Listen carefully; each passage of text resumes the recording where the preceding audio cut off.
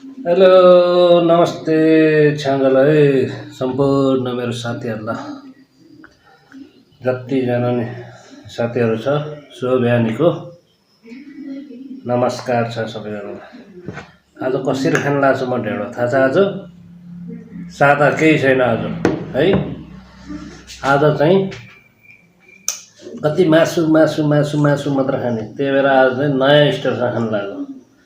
ठ्याक्क दुध हाल्ने। पहिला पहिला हामीले भेडा गोठमा हुँदाखेरि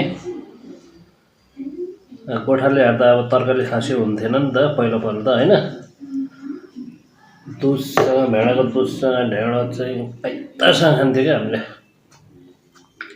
त्यही भएर आज मैले त्यही स्टाइल चलाउन लाग्छु है।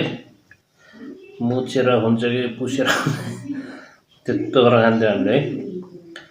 ल त है साथीहरू, आज चाहिँ नयाँ स्टाइलसँग खान लाग्छ। सुरु त ढेँडोबाटै हुन्छ है। ल त है।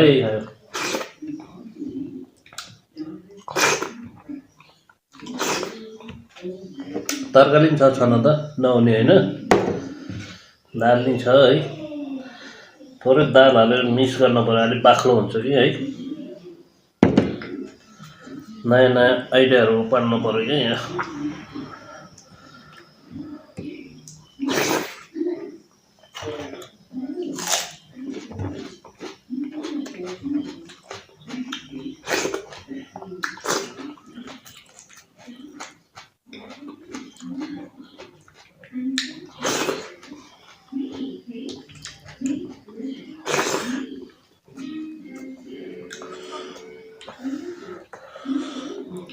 कति मासुसँग मात्रै खाने, आज यो ट्राई हेर्न लाग्यो कस्तो हुँदो रहेछ भनेर। फाइदा भएछ आज दुधसँग।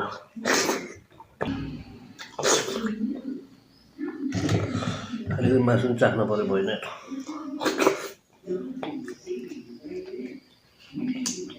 र साथी आज त दुधसँग मोसेर खाइदिएको। उहिले बच्चामा भेडागोठमा खाए जस्तो याद आयो मलाई। हामी लेकतिर भेडागोठमा हुने बेलामा भेडाको दुधसँग यस्तै गरेर खान्थ्यो कि। अब गोठाले हाट्छ त खासै तरकारी हुन्थेन नि त त्यो बेलामा त। कि मासु कि दुध र ढेँडो हो। भात नि यति साह्रो पाउँथेन। गहुँको ढेँडो, जौको ढेँडो, मकैको ढेँडो